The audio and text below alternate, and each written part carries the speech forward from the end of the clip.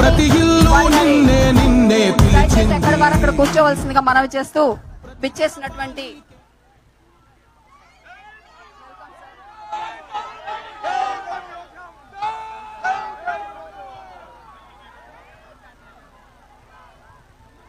మనందరినీ పలకరించడానికి విచ్చేశారు మన ప్రియతమ రాష్ట్ర ముఖ్యమంత్రి వర్యులు శ్రీ నారా చంద్రబాబు నాయుడు గారు, అలాగే గౌరవ ఇన్ఛార్జ్ మినిస్టర్ గారు. पहलगाम में आतंकी हमला हुआ था, 26 निर्दोष लोगों की इतनी बेरहमी से हत्या कर दी गई। उनके परिवार की पीड़ा, उन बच्चों का दुख, దయచేసి ఆసీనులు కండి ప్లీజ్. उन बेटियों की वेदना, मेरा हृदय बहुत तकलीफ से भर गया था। तब मैं बाबा विश्वनाथ से यही मना रहा था कि सभी पीड़ित परिवारों को ये दुख सहने की हिम्मत दे। काशी के मेरे मालिकों, मैंने अपनी बेटियों के सिंदूर का बदला लेने का जो वचन दिया था,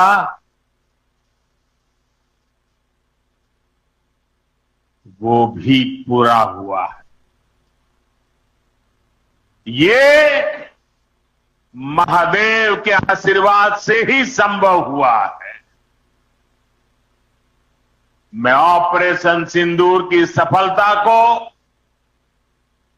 उनके चरणों में समर्पित करता हूं।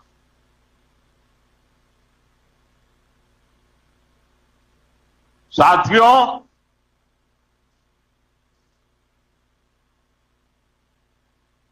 इन दिनों जब काशी में गंगा जल लेकर जाते हुए शिव भक्तों की तस्वीरें जब देखने का मिल रहा है, दिव्य तस्वीरें, और खासकर सावन के पहले सोमवार को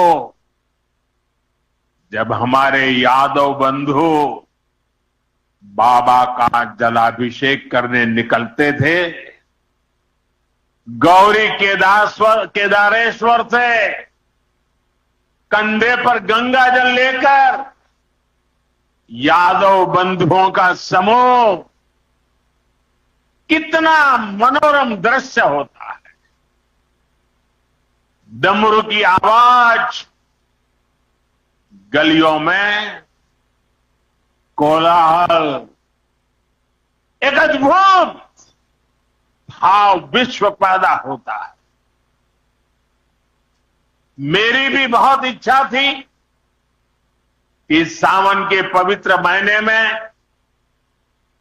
बाबा विश्वनाथ और मार्कंडेय महादेव के दर्शन करूं, लेकिन मेरे वहां जाने से महादेव के भक्तों को असुविधा न हो, उनके दर्शन में बाधा न पड़े, इसलिए मैं आज यहीं से भोलेनाथ और मां गंगा को प्रणाम कर रहा हूं।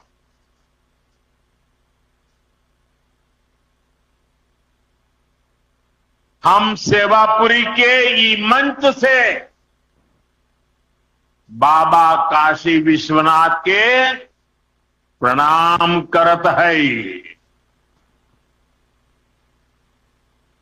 नमः पार्वती पते हर हर महादेव।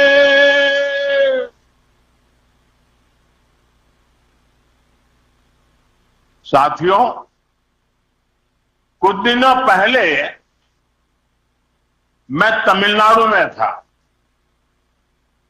मैं वहां 1000 साल पुराने एक ऐतिहासिक मंदिर गया था, गंगईकोंडा चोलापुरम मंदिर। ये मंदिर देश की शैव परंपरा का एक प्राचीन केंद्र है। ये मंदिर हमारे देश के महान और प्रसिद्ध महान राजा राजेंद्र चोल ने बनवाया था। राजेंद्र चोल ने उत्तर भारत से गंगा जल मंगवाकर उत्तर को दक्षिण से जोड़ा था। 1000 साल पहले अपनी शिव भक्ति और शैव परंपरा के जरिए राजेंद्र चोल ने एक भारत श्रेष्ठ भारत का उद्घोष किया। आज काशी तमिल संगमम जैसे प्रयासों के जरिए हम उसे आगे बढ़ाने का एक नम्र प्रयास कर रहे हैं। और मैं जब अभी अभी गंगईकोंडा चोलापुरम गया तो मेरे लिए बहुत संतोष की बात है कि 1000 साल बाद आपके आशीर्वाद से मैं भी गंगा जल लेकर वहां गया था। मां गंगा के आशीर्वाद से बहुत ही पवित्र माहौल में वहां पूजा संपन्न हुई। गंगा जल से वहां जलाभिषेक करने का सौभाग्य प्राप्त हुआ। साथियों, जीवन में ऐसे अवसर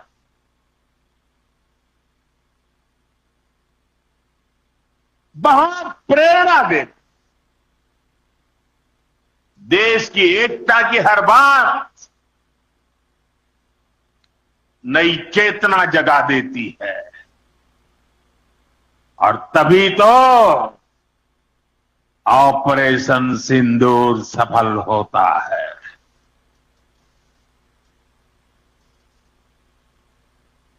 एक 140 करोड़ देशवासियों की एकता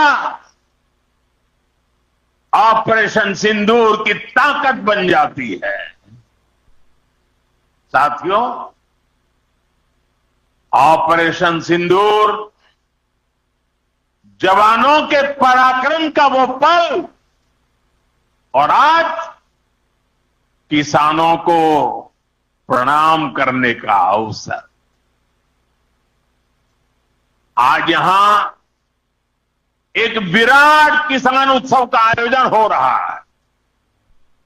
देश के 10 करोड़ किसान भाइयों बहनों के खातों में 21,000 करोड़ रुपए पीएम किसान सम्मान निधि के रूप में भेजे गए हैं। और जब काशी से धन जाता है ना, वो तो अपने आप प्रसाद बन जाता है।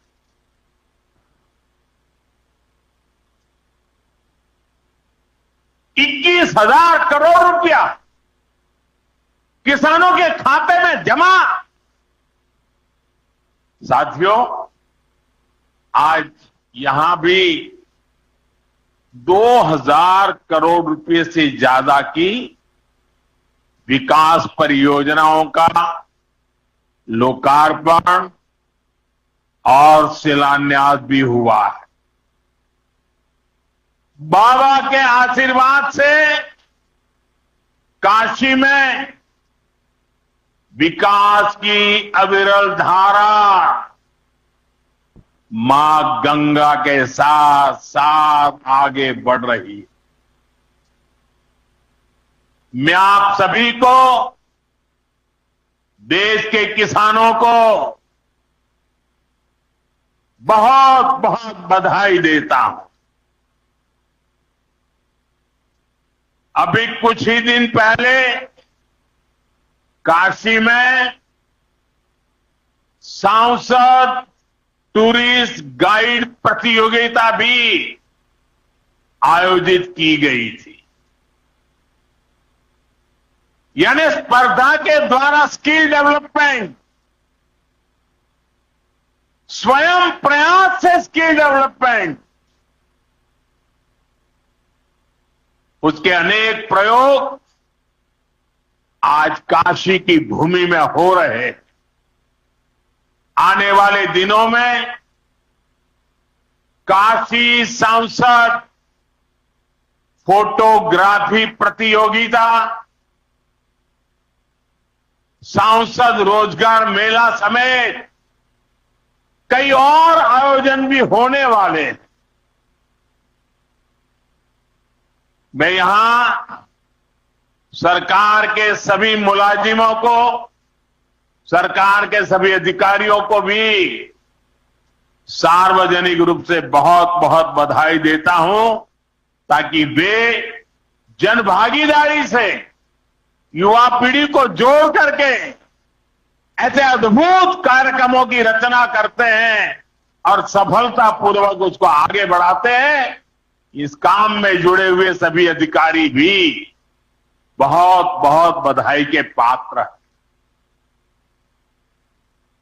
जो ये प्रतियोगिता में हिस्सा ले रहे हैं उनको भी मेरी बहुत बहुत शुभकामनाएं हैं। साथियों, हमारी सरकार निरंतर किसानों की खुशहाली के लिए काम कर रही है। पहले की सरकारों में किसानों के नाम पर हुई एक घोषणा भी पूरी होना मुश्किल होता था, लेकिन भाजपा सरकार जो कहती है वो करके दिखाती है। आज पीएम किसान सम्मान निधि सरकार के पक्के इरादों का उदाहरण बन चुकी है। भाइयों बहनों, आपको याद होगा 2019 में जब पीएम किसान सम्मान निधि शुरू हुई थी, तब सपा, कांग्रेस जैसे विकास विरोधी लोग, विकास विरोधी दल कैसी कैसी अफवाहें फैला रहे थे, लोगों को गुमराह कर रहे थे, किसानों को उलझन में डालते थे। कोई कहता था मोदी भले योजना लाया, लेकिन 2019 का चुनाव जाएगा ये सब बंद हो जाएगा। इतना ही नहीं, मोदी ने जो पैसा भी जमा किया है ना, वो भी वापस निकाल देगा। कैसा झूठ बोलते हैं। और यही देश का दुर्भाग्य है कि निराशा की गर्त में डूबा हुआ विरोधी मानसिकता वाले लोग ऐसी ही झूठी सच्चाई को लेकर के जी रहे। ये सिर्फ किसानों से, देश के लोगों से झूठ बोल सकते हैं। आप मुझे बताइए, क्या इतने वर्षों में कभी एक भी किस्त बंद हुई क्या? पीएम किसान सम्मान निधि बिना ब्रेक के जारी है। आज तक 4.25 लाख करोड़ रुपए, आंकड़ा याद रखना, 4 लाख करोड़ रुपए किसानों के खाते में भेजे जा चुके। जरा आप मेरे साथ बोलेंगे कितने? 4.25 करोड़। कितने? कितने? कितने? और ये 4.25 करोड़ कितने रुपये किसके खाते में जमा किए? किसके खाते में जमा किए? मेरे किसान भाई बहनों के खाते में जमा किए। यहां यूपी के भी करीब 2.5 करोड़ किसानों को इसका लाभ मिला है। यूपी में किसानों को इस योजना के 90,000 करोड़ रुपए से ज्यादा भेजे गए हैं। इतना ही नहीं, मेरी काशी के किसानों को भी करीब करीब 900 करोड़ रुपए मिले हैं।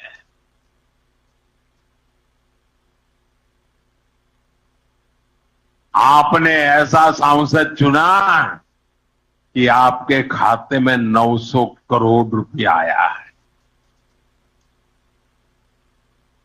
और इससे बड़ी बात, बिना किसी कट कमीशन के, कोई बिचौलिया नहीं, कोई कट नहीं, कोई कमीशन नहीं, कोई पैसे की हेरा फेरी नहीं, सीधे ये पैसे किसानों के खाते में पहुंचे हैं।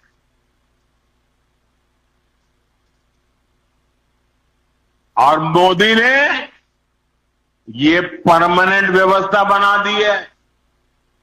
ना लीकेज होगी, न गरीब का हक छीना जाएगा।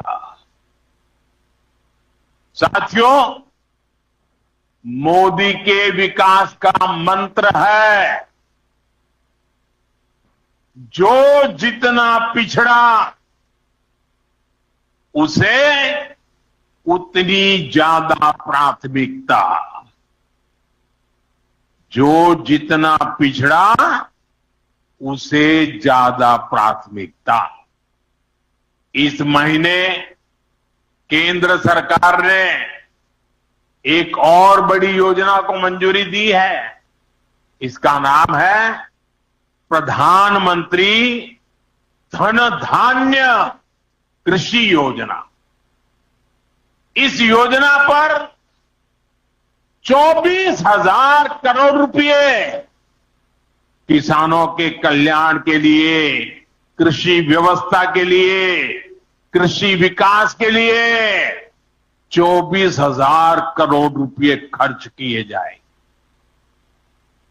देश के ऐसे जिले जो पिछली सरकारों की गलत नीतियों के कारण विकास की राह में पिछड़ गए, पिछड़े रह गए, जो कृषि उत्पादन भी कम हो रहा है, जहां किसानों की आमदनी भी कम है, अरे कोई पूछने वाला नहीं था, उन जिलों पर प्रधानमंत्री धन धान्य कृषि योजना का फोकस होगा। इससे यूपी के भी लाखों किसानों को फायदा होगा।